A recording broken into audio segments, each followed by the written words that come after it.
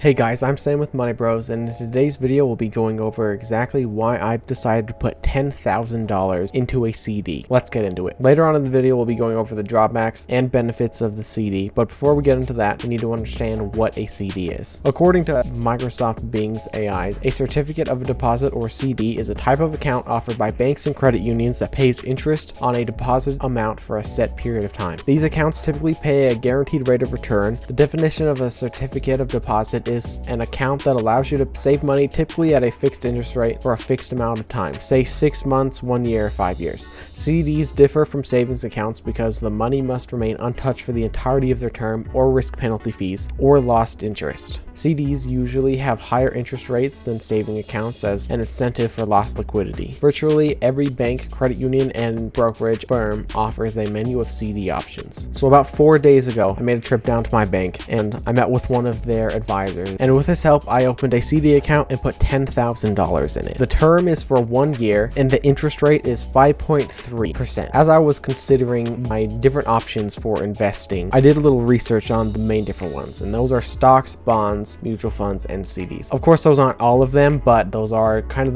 the main 4 or 5. And in the end, after careful consideration and research, I decided to go with a CD for a multitude of different reasons. First and foremost, the biggest reason for choosing a CD was CDs have a very low risk tolerance. Unlike the stock market, once you have a interest rate locked in with your bank, there's no raising or lowering that rate. For however long you decide to lock up your money, be it 6 months, a year, 5 years, that rate is locked. Even if the interest rates go up or down, you're stuck there. Many people consider this the safest way to invest. Second of all, CDs also have a low bar of entry. I found out that the lowest amount you can put in a CD is $500. Additionally, because this is offered by a bank, it is insured by the FDIC up to $250,000. Another big reason is it has very predictable returns. Because I put $10,000 into my CD with a rate of 5.3%, I will walk out in a year's time with $10,530. That is completely guaranteed. Like I said earlier, things like mutual funds or high yield savings accounts, those rates of returns fluctuate, and my 5.3%, while lower than your year-over-year average mutual fund percent, the CD rate is completely stuck at 5.3. Another great reason to open a CD is diversification. While mutual funds are a better long-term investment strategy, CDs can offer a good balance, kind of a less riskier but still returning a decent amount kind of approach. CDs are also great for short-term savings goals. My bank offered me a 6-month or a 1-year lock-in date. Because I'm not going to need this $10K that I put in my CD for the next year, it gives me a good place to dump my money, so the value of my money actually will go up instead of down while thinking about inflation. CDs are also really easy to understand. The basics is you give them a certain amount of money for a certain amount of time. Banks will then loan out your money to other people, and then at the end of your term, when your CD matures, you can pull out your money plus the pre-agreed upon interest amount, and it's extremely low maintenance. Honestly, I'm not going to think about this 10K for the next 360 some days. Every single day it's going to make me about $1.40 in passive income. This aligns really well with my personal financial goals. My short-term goal right now is to make it through college without taking any loans. When I move up to college in a few weeks, I'm leaving with a little over $5,000. When I move back home in about 10 months, I want to come home with several thousand more dollars than I'm leaving with. This will mean I'll be working while going to college and living based off that income, hopefully not withdrawing it all from my savings account. Putting this 10K inside the CD will, in a year's time, make me $530. While in the grand scheme of things, that's not a whole lot for doing absolutely nothing. That is really good. The other option was to leave my money in a normal savings account. I'm not exactly sure what the interest rate is on my normal savings account. I'll put it up on screen here, but it is extremely low. I believe it's less than 1%. Even with that small percentage rate, I am technically losing money every year because of inflation, just leaving that money stuck inside a low interest savings account.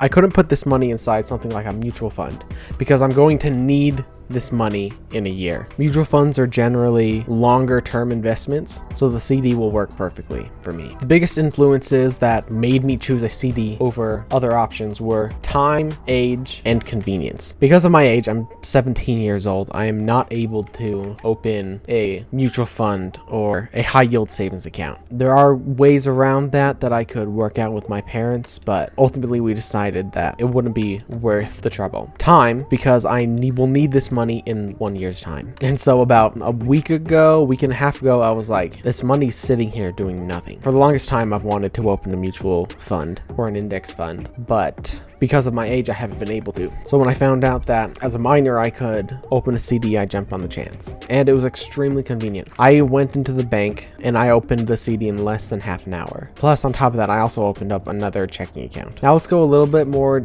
in depth on the other investment options I could have considered if I was 18. And this will tell you what the best option is for you if you're thinking about investing yourself. Once again, CDs are very low risk tolerant. They have a very stable time investment. So you know that once that year term or 6 month or whatever you decide to put your money in, once that's over, you get it back. One great option for many people is high yield savings account. These high yield savings account kind of popped up with the introduction of online banking. My bank won't even let me open a high yield savings account in store. You actually have to do it online now. I believe because of the lack of a physical location for these services, this allows them to offer a higher interest rate on the savings account. It's essentially a no risk investment. And then you have things like the stock market and mutual funds. Mutual funds are meant to be like retirement funds. This is something you put in money every month for years upon years. And over the course of decades, as the market hopefully goes in an upward trend, that's how you grow wealth long term. Now there is of course downsides to CDs as well, such as lower returns compared to, something like the stock market. I could have dumped $10,000 into single stocks or mutual funds, and those would have had higher potential for more earnings, but also much riskier. If I put that $10,000 in a single company, if that single company goes out of business, then I'm completely out of my money. I'm locked at a 5.3% rate of interest. The average mutual fund return rate is 8 to 10% year by year. And on top of that, the money in the CD I put is stuck for a whole year. If I decide to take the 10K out, I would be charged for half of the interest rate, which is $265. And of course, opportunity costs. By putting my money inside of this and not putting in something else, maybe higher risk or say starting a business, I'm therefore losing out on whatever that could have been. Say in 2012, I had put 10K into Bitcoin. And at its peak, I probably would have been a millionaire. It's impossible to say exactly what will replicate the Bitcoin graph. The intense spike and then the intense downfall. It's all about, the right timing, putting it in low, taking out right. But there's extreme risk to that kind of stuff. So to me, it's just not worth it. Taxes. This is a taxable source of investment income. And so that's important to watch out for that. After the CD matures, which just means in 1 year, they will call me and ask me what I want to do with my money. I will take out half of it because I will be serving a mission for my church. The other half, I will kind of feel out the market at the time. I'll be 18 at the time, so I will be able to do mutual funds. Depending on what the market looks like, I will either put it in a mutual fund for long-term investments, and I will add to that for the rest of my life, or I will put it back into the CD. If you're trying to figure out what best investment for you, it's important to take a look at your own finances, when you'll need the money, what your goal for the money is, and then from that point, you can make informed decisions. If you have any good investment stories or questions or experiences, let me know down in the comments below. Thank you guys so much for watching. If you'd like to support me and my brother on our journey to financial independence, our Patreon is down below. Any support is extremely helpful, whether it's a like, a subscribe, or Patreon, we appreciate it a ton. If any of you would like budget reviews or would like any free advice financially, go ahead and DM us on Instagram, link in the description below.